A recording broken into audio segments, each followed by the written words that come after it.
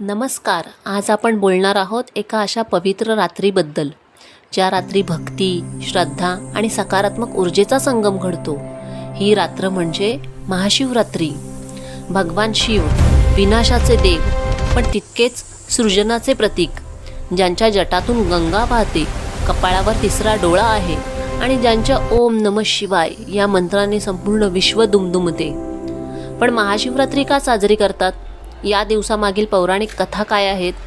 उपवास, जागरण, अभिषेक यामागचे विज्ञान काय आहे? आणि आजच्या तरुणांसाठी महाशिवरात्रीचा खरा अर्थ काय आहे?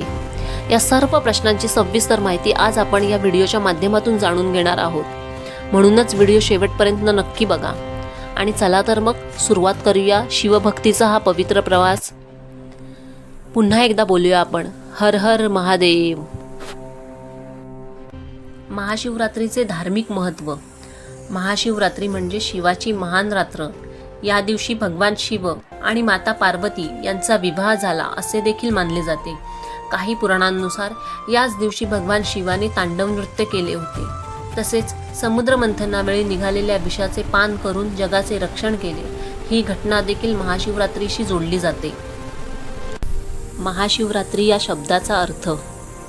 महा म्हणजे महान, शिव म्हणजे कल्याण, मंगल, रात्र म्हणजे अंधारातून प्रकाशाकडे जाण्याची वेळ. म्हणजेच जी रात्र अज्ञानाचा अंधार दूर करून ज्ञानाचा प्रकाश देणारी आहे, ती रात्र म्हणजे महाशिवरात्री. वर्षातील शिवरात्री आणि महाशिवरात्री यातील फरक. प्रत्येक महिन्यात कृष्ण पक्ष चतुर्दशीला शिवरात्री येते, पण फाल्गुन महिन्यातील शिवरात्री ही सर्वात मोठी आणि विशेष असल्याने तिला महाशिवरात्री म्हणतात. भगवान शिवाच्या अतिशय जवळच्या असलेल्या काही गोष्टी आपण शिवाचे प्रतिकात्मक रूप म्हणूनच मानत असतो. त्यातीलच काही गोष्टी म्हणजे त्रिशूळ, डमरू, जटातील गंगा आणि नंदी बैल, तसेच कपाळा. महाशिवरात्रीच्या दिवशी 4 प्रहरांची पूजा केली जाते. महाशिवरात्रीच्या रात्री 4 प्रहर असतात. प्रत्येक प्रहरात वेगवेगळी पूजा केली जाते. पहिला प्रहर पाण्याचा अभिषेक म्हणजेच शुद्धता. दुसरा प्रहर दुधाचा अभिषेक म्हणजे पवित्रता. तिसरा प्रहर दह्याचा किंवा मधाचा अभिषेक. चौथा प्रहर बेलपत्र व फुले म्हणजेच भक्ती आणि समर्पण. आपल्या सगळ्यांना तर माहितीच आहे की महादेवाला बेलपत्र अतिशय आवडते. बेलपत्राचे महत्त्वही तितकेच आहे. बेलाला 3 पाने असतात, म्हणजेच ब्रह्मा, विष्णू आणि महेश. शरीरातील उष्णता कमी करणारे हे असं पान आयुर्वेदिकदृष्ट्या खूपच फायदेशीर असते आणि शिवाला अत्यंत प्रिय आहे.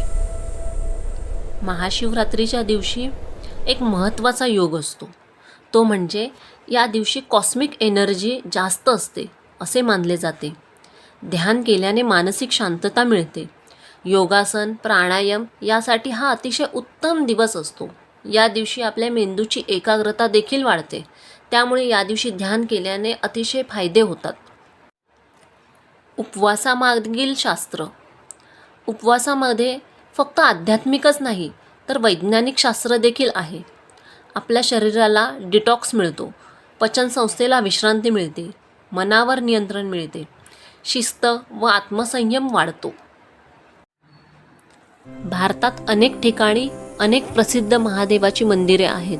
त्यातीलच 12 ज्योतिर्लिंग, पशुपतीनाथ अशी अनेक मंदिरं आहेत, ज्या ठिकाणी मोठ्या प्रमाणात महाशिवरात्रीचा उत्सव साजरा केला जातो.